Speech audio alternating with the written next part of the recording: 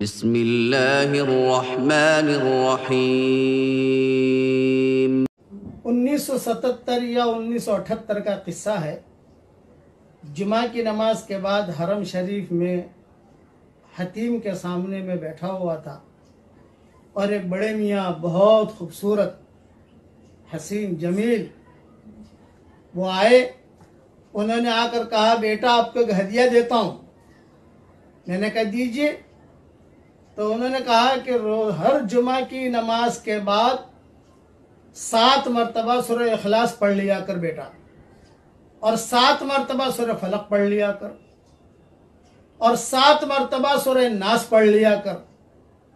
تو اگلی جمعہ تک اللہ تعالیٰ ہر برائی سے، ہر بری خبر سے، ایکسیڈنٹ سے، مکروہ سے، بری بیماریوں سے اللہ تعالیٰ تیری حفاظت کرے گا۔ وہ بڑے میاں کہہ کر چلے گئے۔ میں نے اپنا عمل بھی شروع کیا، لیکن میں کسی کو بتاتا نہیں تھا کیونکہ میرے سامنے حدیث نہیں تھی۔ انہوں نے بات بتائی، اسی وقت ہمارا سفر ہوا تھا 1.5 سال کا، پورے سفر میں پڑھتے رہے۔ لیکن جب کتابیں دیکھنا شروع کی، کتابیں لکھنا شروع کی، ترجمے کرنے شروع کیے، کتابیں دیکھنے کا موقع ملا تو یہ حدیث ملی۔ اس لیے آپ سب حضرات کو یہ میں بھی بتا رہا ہوں کہ ہر جمعہ کے دن، جمعہ کی نماز کے بعد یا ظہر کی نماز کے بعد، خواتین ظہر کی نماز پڑھتی ہیں ہمارے ہاں، فوراً پڑھنے کی ضرورت نہیں ہے۔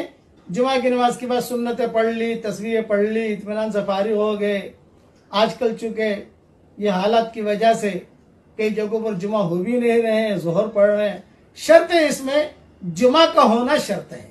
7 مرتبہ سورہ اخلاص پڑھنے کی عادت ڈالیے، 7 مرتبہ سورہ فلق پڑھنے کی عادت ڈالیے، اور 7 مرتبہ سورہ ناس پڑھنے کی عادت ڈالیے۔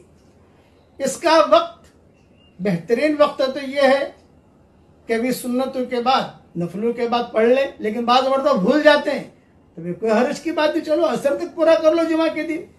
پھر بھی بھول گئے تو بھی کوئی حرج کی بات نہیں ہے، چلو جمعہ کے دن سورج غروب ہونے سے پہلے پڑھ لو۔ تو اس کی عادت ڈال دیجئے، تو اللہ تعالیٰ کی ذات سے امید ہے کہ انشاءاللہ اگلے جمعے تک اللہ تعالیٰ کی حفاظت میں رہیں گے۔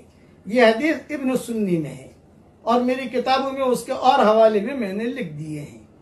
یہ ساری تفصیل میں صرف ایک شرط ہے کہ جمعہ کا دن ہونا چاہیے۔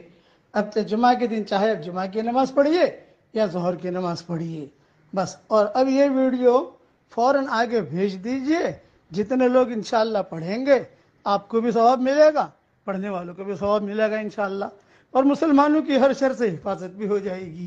اللہ تعالی ہم سب سے راضی ہو جائے، آمین۔ وآخر دعوانا الحمدللہ رب العالمین۔